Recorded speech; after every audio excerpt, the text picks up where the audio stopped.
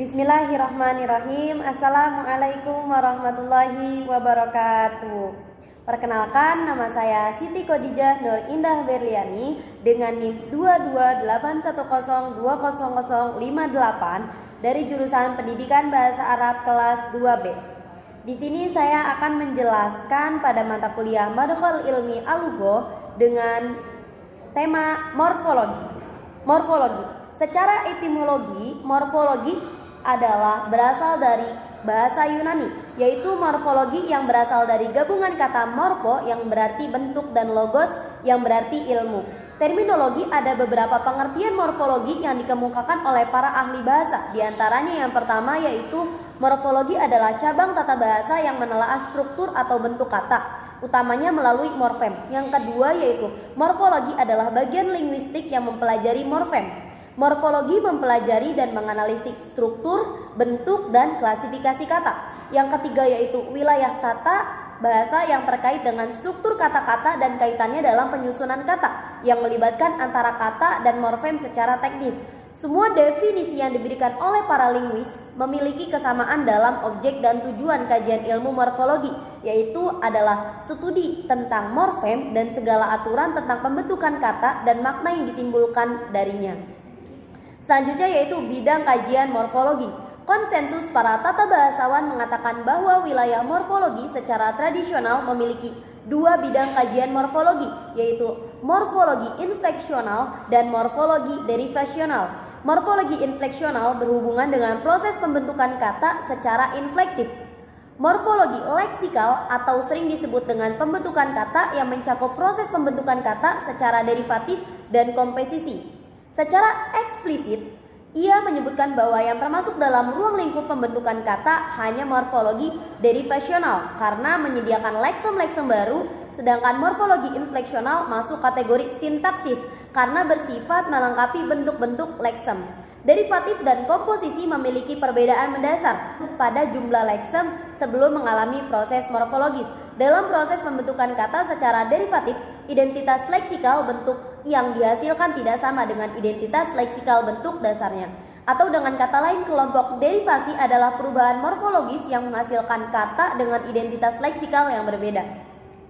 Sebaliknya, dalam pembentukan kata inflektif, identitas leksikal kata yang dihasilkan sama dengan identitas leksikal bentuk dasarnya, atau dapat dikatakan kelompok infleksional adalah perubahan morfologis dengan mempertahankan identitas leksikal dari kata yang bersangkutan.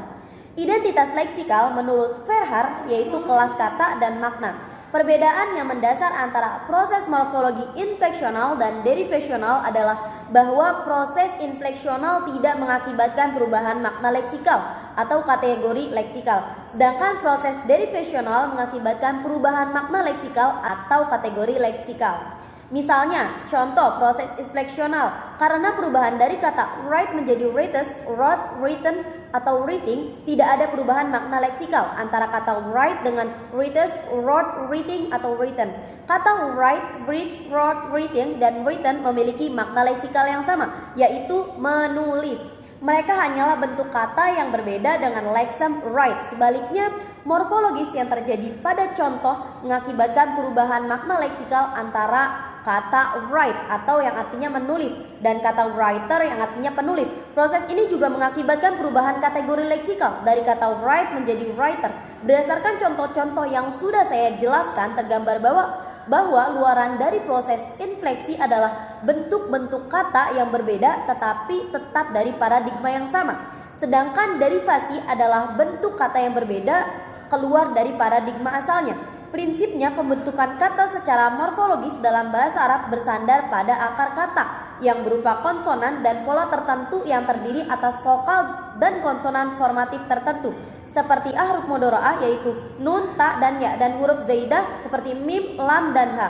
Objek morfologi. Abdul Karim membagi objek kajian dalam morfologi ke dalam 3 kelompok, yaitu yang pertama satuan morfologi yang terdiri dari morfem dan kata, yang kedua yaitu alat analisis pembentukan peranti yaitu bentuk dasar, alat pembentuk kata yaitu imbuhan, reduplikasi, komposisi, dan morfofonemik, infleksi dan derivasi. Yang ketiga itu makna gramatika dari suatu sebuah akibat proses pembentukan kata dari satu bentuk ke bentuk lain. Selanjutnya satuan morfologi. Yang pertama morfem. Morfem adalah unit terkecil linguistik yang memiliki makna dan tidak dapat diuraikan lebih lanjut ke dalam bagian-bagian yang bermakna. Yang selanjutnya yaitu kata. Kata adalah satuan terbesar dalam proses morfologi yang berperan sebagai output dan dapat dianalisis atas komponen yang disebut morfem. Selanjutnya satuan analisis dalam morfologi, jenis-jenis morfem. Yang pertama yaitu akar. Akar adalah istilah untuk menyebut bentuk kata yang tidak dapat dibagi dan dianalisis dalam bagian yang lebih kecil dan belum mendapat imbuhan apapun. Terdapat dua jenis akar yaitu yang pertama morfem bebas dan yang kedua morfem terikat. Morfem bebas adalah morfem yang dapat berdiri sendiri. Morfem terikat adalah bentuk akar yang tidak dapat berdiri sendiri.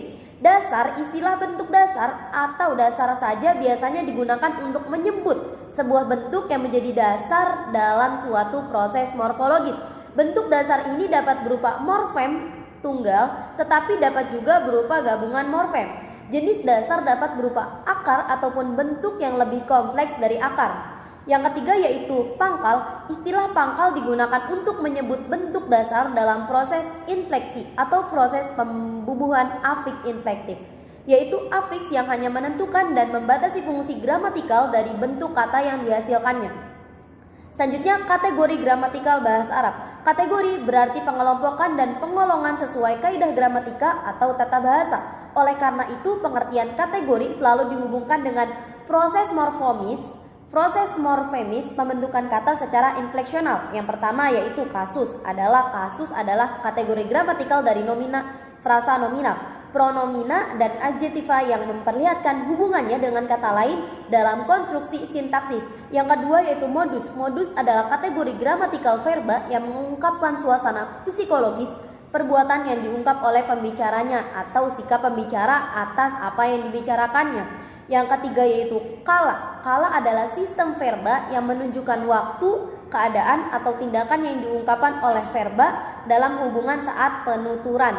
Yang keempat yaitu diatesis merupakan suatu kategori gramatikal yang menandakan apakah pelaku dalam suatu kalimat berperan sebagai subjek atau objek. Yang kelima yaitu jenis. Dalam kamus linguistik karya Krida Laksana, jenis atau gender merupakan klasifikasi kata yang kadang berkaitan dengan jenis kelamin.